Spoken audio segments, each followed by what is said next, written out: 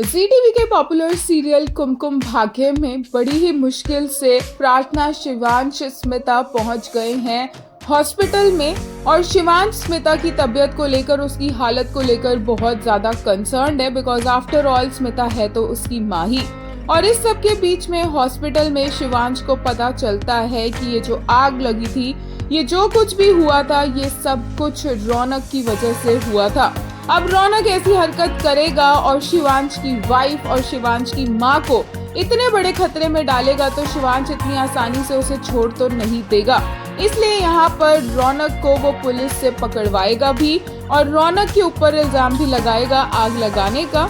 और साथ में देखने को मिलेगा कि कैसे प्रार्थना शिवांश को कहती नजर आएगी कि वो छोड़ दे अपनी जिद और मान ले अपनी माँ को, अपनी माँ को माँ बोलने में कोई बुराई नहीं है। प्रार्थना जानती है कि शिवांश जब तक अपनी माँ स्मिता को माफ नहीं करेगा, वो खुद भी चैन से नहीं रह पाएगा, और इसलिए प्रार्थना शिवांश से बोलती है कि वो उसे माफ कर दे और ये पता लगाए कि ऐसी क्या मजबूरी थी कि एक माँ को इतने सालों पहले अपने इतने छोटे बेटे को छोड़कर जाना पड़ा था। कुमकुम भाग्य में शिवांश और प्रार्थना की आग से एक दूसरे को बचाने की कोशिशें और इतनी ज्यादा सीरियस सिचुएशन में एक दूसरे से लड़ना फैंस को बड़ा ही पसंद आया है।